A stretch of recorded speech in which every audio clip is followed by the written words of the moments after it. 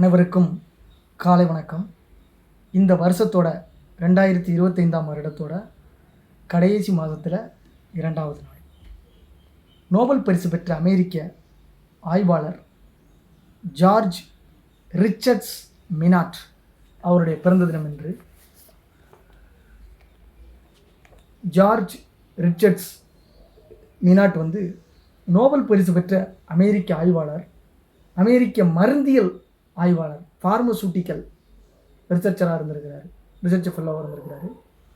மருத்துவத்துக்கான Nobel பரிசு பெற்றவராக இருக்கிறாரு. ஜார்ஜ் ரிச்சர்ட்ஸ் மினாட் ஃபார்மசி படித்திருந்தாலும் அது மருத்துவம் தொடர்பானது காரணத்தினால மருத்துவத்துக்கான நோபல் பரிசு இவர் வாங்கியிருக்கிறார். அமெரிக்காவின் மாசாசூசெட்ஸ் மாநிலம் பாஸ்டன் நகரில் 1885 பிறந்தார்.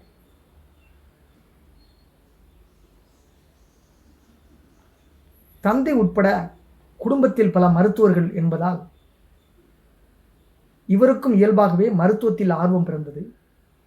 பலவீனமான குழந்தையாக இருந்ததால் அடிக்கடி காய்ச்சல் வரும். சிகிச்சையும் பராமரிப்பும் எப்பொழுதுமே இவருக்கு தேவைப்படும். தெற்கு கரோலினாவின் இயற்கை எழில் கொஞ்சும் இடங்களில் வளர்ந்தார். இதனால் இயற்கைக்கு மிகவும் நெருக்கமாக வாழும் வாய்ப்பு கிடைத்தது. இயற்கை அழகின் தாக்கம் இவரை எழுத்தாளராக மாற்றியது. பட்டாம்பூச்சிகள் பற்றி இவர் 1902 எழுதிய கட்டுரைகள் அறிவியல் இதழ்களில் வெளிவந்தன. பள்ளி படிப்புக்கு பிறகு ஹார்வர்டு பல்கலைக்கழகத்தில் சேர்ந்தார். பல்கலைக்கழக மருத்துவ மையத்தில் பணிபுரிந்தார். மருத்துவத்தில் முதுகலை பட்டம் பெற்றார். இரத்தத்தில் காணப்படும் பாதிப்புகள் குறித்து ஆய்வுகள் மேற்கொண்டார். இது குறித்து பல கட்டுரைகளையும் எழுதியிருக்கிறார். பால்டிமோரில் உள்ள ஜான்ஸ் ஹாப்கின்ஸ் பல்கலைக்கழகத்தில் மருத்துவ உதவியாளராக பணியாற்றினார். இரத்த சோகையின் பல்வேறு வகைகள் குறித்து ஆய்வு செய்வதற்காக மாசாசூசெட்ஸ் பொது மருத்துவமனையில் சேர்ந்தார்.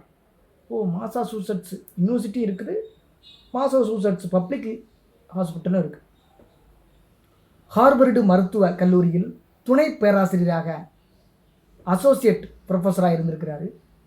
ஆர்த்ரைட்டிஸ், இரத்த முறைதல், இரத்த கோளாறுகள், இரத்த பரிமாற்றத்தின் போது ஏற்படும் பாதிப்புகள், நிணநீர் திசுக்களின் சீர்குலைவுகள், இரத்த சிவப்பணு செயல்பாடுகள், இரத்த புற்றுநோய், இரத்த சோகை தொடர்பாக பல ஆய்வுகள் இவர் மேற்கொண்டிருக்கிறார். இரத்த சிவப்பணுக்கள் பற்றிய இவரது கண்டுபிடிப்பு மகத்தானது. இவற்றை உருவாக்கும் எலும்பு மச்சையின் செயலிழப்பு காரணமாகவே இரத்த சோகை ஏற்படுகிறது என்பதை கண்டறிந்தார். உணவு பழக்க வழக்கங்களே இதற்கு காரணம் என்பதையும் கண்டறிந்தார். புற்றுநோயின் பல்வேறு வகைகள் குறித்து ஆராய்ந்திருக்கிறார். இதெல்லாம் ஒரு முக்கியமான ஒரு விஷயம்.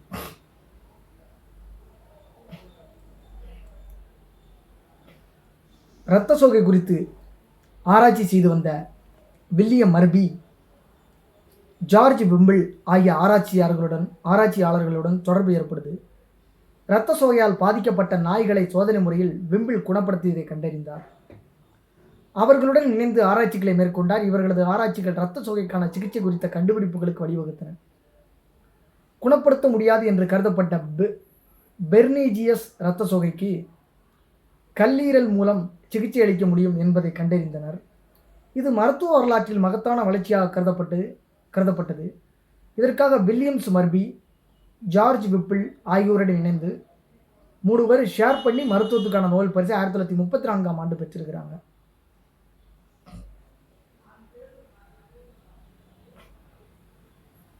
ஹார்வர்டு பல்கலைக்கழகத்தின் பேராசிரியராக 1928இல் தேர்ந்தெடுக்கப்பட்டார்.